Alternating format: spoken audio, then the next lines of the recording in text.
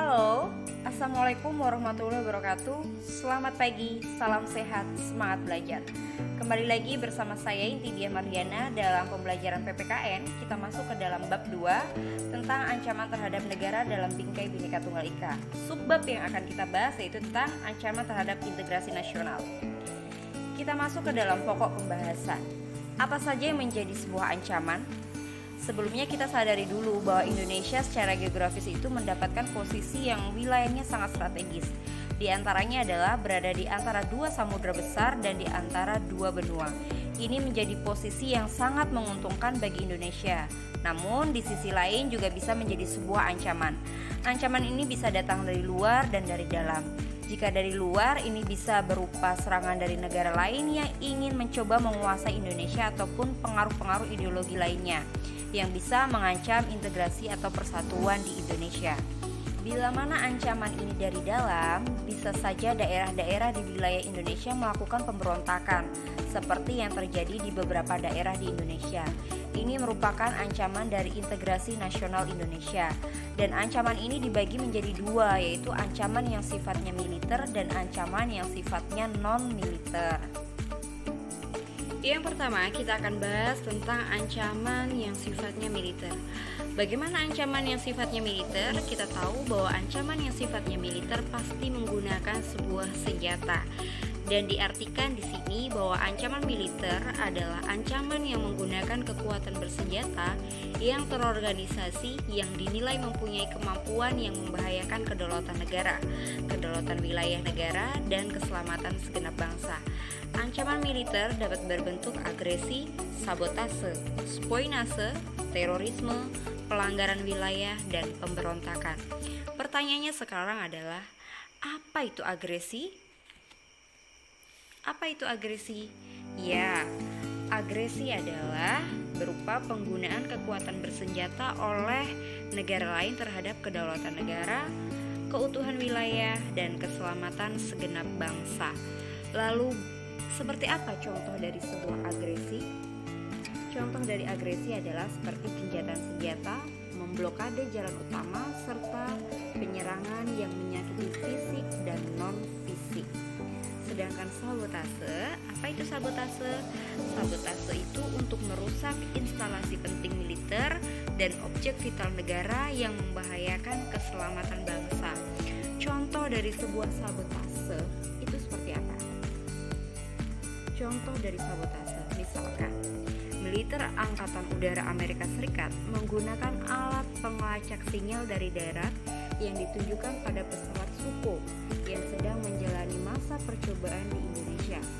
Itu yang menyebabkan pesawat Sukhoi menabrak tepi dan peristiwa itu terjadi pada tahun 2012. Selanjutnya adalah spionase. Apa itu spionase? Spionase yang dilakukan oleh negara lain agar dapat menemukan rahasia militer. Contoh dari spionase adalah Badan Spionase Asing telah menjadi dalang serangan kiber terhadap sistem komputer militer di markas Timur Tengah. Selanjutnya, kita masuk ke terorisme. Apa itu terorisme?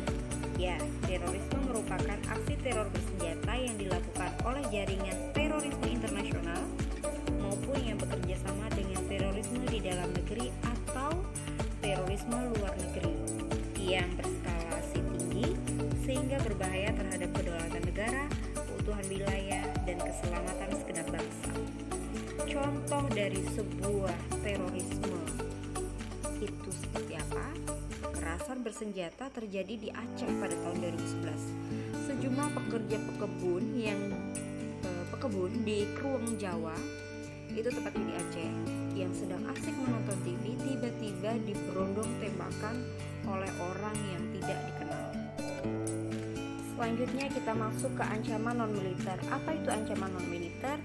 Ini tidak menggunakan senjata dan diartikan pada hakikatnya ancaman yang menggunakan non-militer dinilai mempunyai kemampuan yang sangat membahayakan kedaulatan negara, kepribadian bangsa, kedaulatan wilayah negara, dan keselamatan segenap bangsa.